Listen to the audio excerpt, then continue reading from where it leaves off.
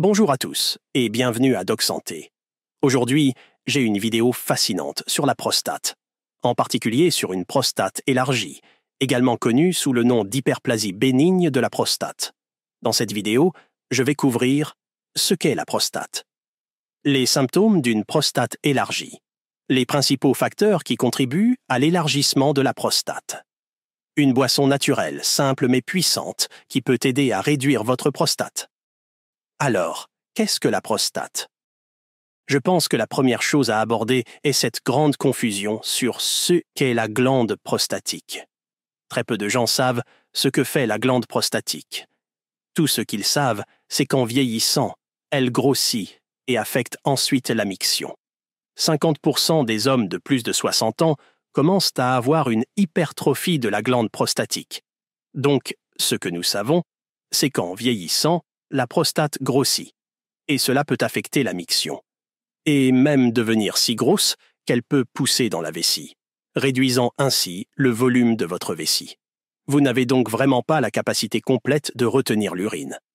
D'autres symptômes d'une prostate élargie sont un flux urinaire faible ou interrompu, un besoin soudain d'uriner, des mictions fréquentes, l'incapacité de vider complètement la vessie lors de la miction, des difficultés à initier le flux urinaire même lorsque la vessie semble pleine.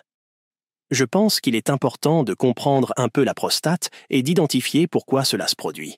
C'est assez étrange que, en vieillissant, un pourcentage élevé d'hommes commencent à développer des problèmes de prostate, et plus elle grossit, plus vous êtes à risque de développer un cancer de la prostate.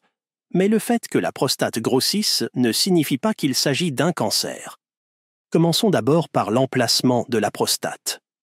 Il y a un petit os dans la partie avant de votre bassin appelé la symphyse pubienne, et la prostate se trouve juste derrière cet os.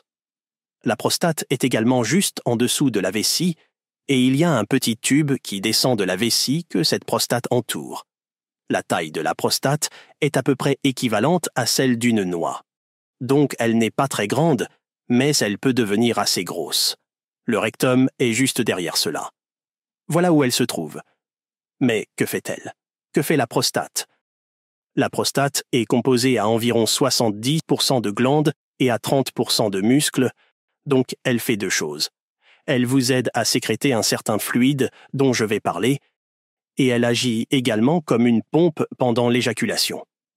Elle aide à pousser ce fluide à travers le tube, qui est le même tube par lequel passe votre urine avant de sortir du corps.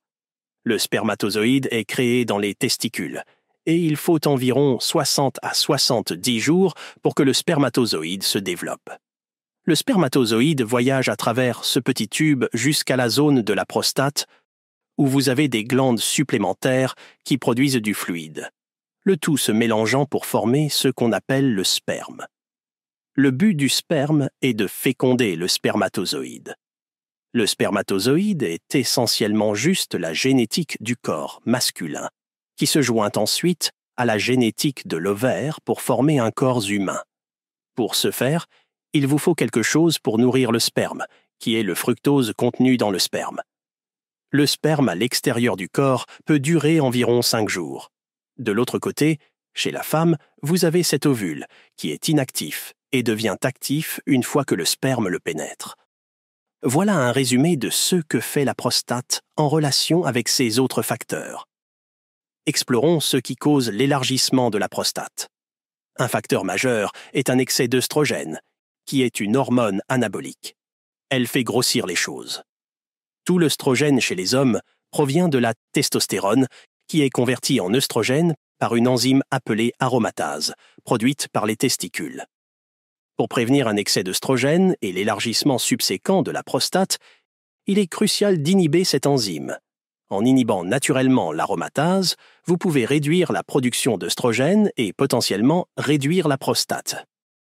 Voici une liste des facteurs qui augmentent cette enzyme et, par conséquent, la taille de votre prostate.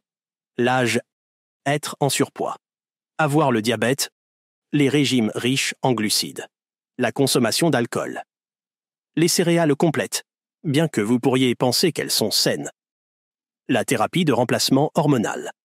Maintenant, Regardons ce qui diminue l'aromatase et réduit votre prostate. C'est la chose la plus importante que vous devez retenir de cette vidéo.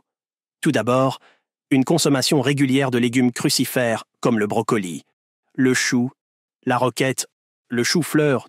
Tous les crucifères ont la capacité de diminuer cette enzyme, vous aidant à réguler ce surplus d'œstrogène. Autre chose qui vous aidera, ce sont les champignons blancs de Paris. Assurez-vous de les sauter. Ne les mangez pas crus, car vous n'obtenez pas l'effet si vous les avez crus. Un autre remède serait le thé vert. Le plus grand remède que je vais recommander est l'écorce d'agrumes. Les écorces de citron apparemment contiennent des composants très intéressants qui non seulement inhibent cette enzyme aromatase, mais apportent également toutes sortes d'autres bienfaits, non seulement pour la prostate, mais pour tout le corps.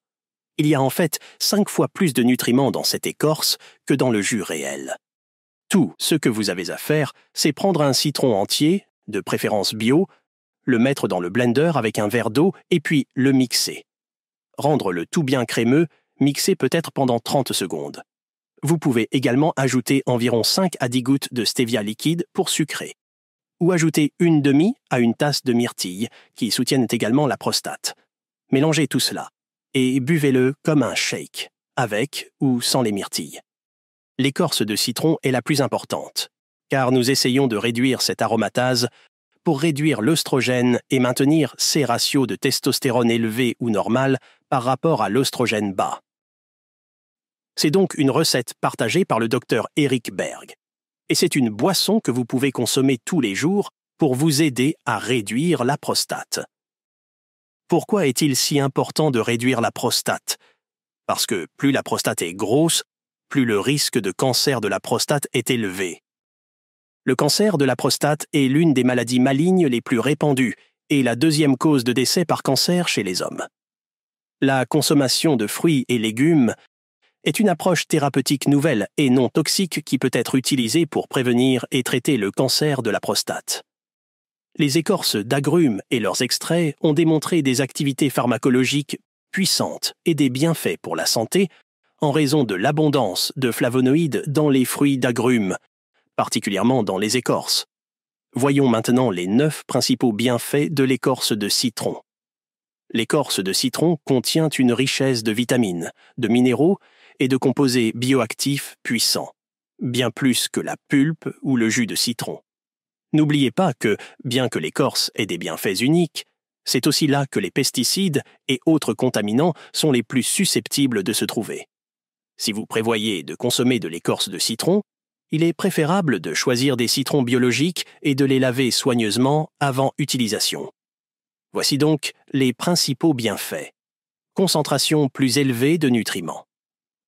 L'écorce de citron contient une concentration plus élevée de vitamines et de minéraux tels que la vitamine C, le calcium et le potassium par rapport à la pulpe ou au jus. Elle est également une riche source de fibres. Concentration plus élevée de D-limonène. L'écorce de citron est riche en une huile essentielle appelée D-limonène. Le D-limonène a des propriétés anticancéreuses potentielles et peut favoriser une digestion saine. Bien que le jus et la pulpe contiennent également ce composé, la concentration est beaucoup plus élevée dans l'écorce. Concentration plus élevée de pectine. L'écorce de citron contient significativement plus de pectine que le jus ou la pulpe.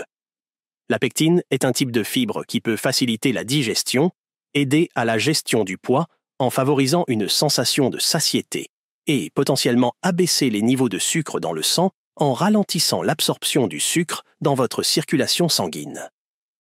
Concentration plus élevée de flavonoïdes. L'écorce contient une concentration plus élevée de flavonoïdes que la partie interne du citron.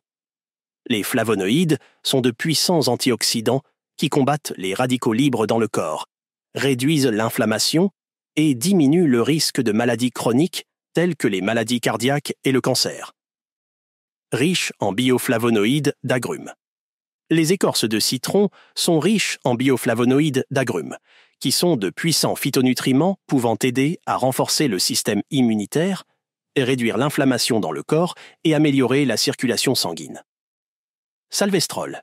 Le salvestrol Q40 et le limonène sont des phytocomposés présents dans l'écorce de citron qui peuvent avoir des propriétés anticancéreuses. La recherche est toujours en cours, mais certaines études suggèrent que ces composés peuvent aider à induire la mort des cellules cancéreuses mutées. Ce ne sont que quelques-uns des nombreux bienfaits de l'écorce de citron.